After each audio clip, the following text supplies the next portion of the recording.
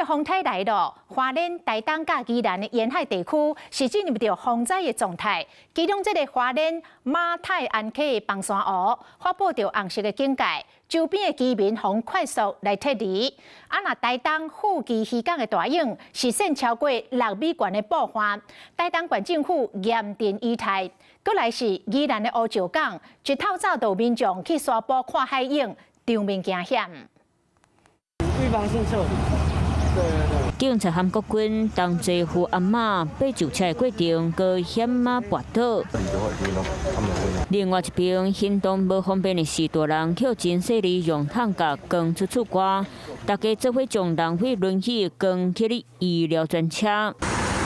花甲煞风台潘庆桥马大安溪的崩山湖发布红色警戒，附近的光复乡、大平村、大东村等等庄头，还有万金乡、明利村和红林镇东桥里民众开始撤离，进行真着急，都惊万一脚步大水地扫来。附近的民众加火早的先撤离到安全所在。可能要2天吧，带了2天的份，就水跟物资还有毛毯。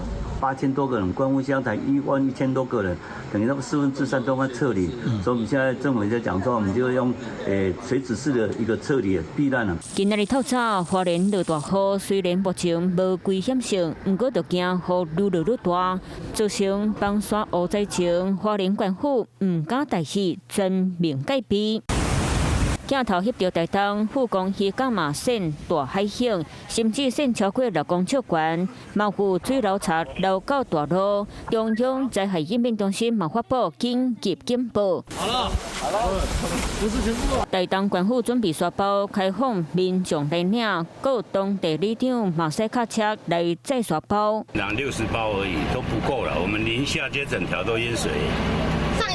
上次整条都淹水，海岸旁边做踏浪的动作，现在呢其实是有一点危险。在宜兰从海线圣地乌石港海沙坡，当地的观光船已经无伫咧驶，不过嘛是有民众伫咧海边赏水。台风的时候，浪会把水推得很高，所以那个水要推上来要出去的时候，力道也很大。花甲煞风台和东台湾沿海风险慢慢变强，这些民众拢要注意天气状况，嘛要注意家己的安全。